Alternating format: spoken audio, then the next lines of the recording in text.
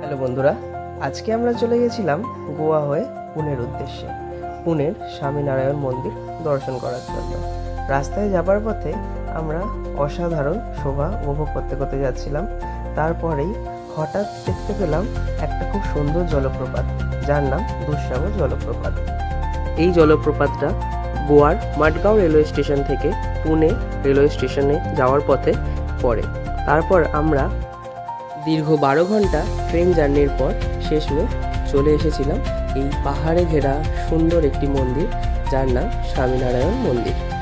মন্দিরের ভেতরে প্রবেশ করার পরেই আমরা দেখতে পেয়েছিলাম অসাধারণ নকশা এবং কারুকার্য।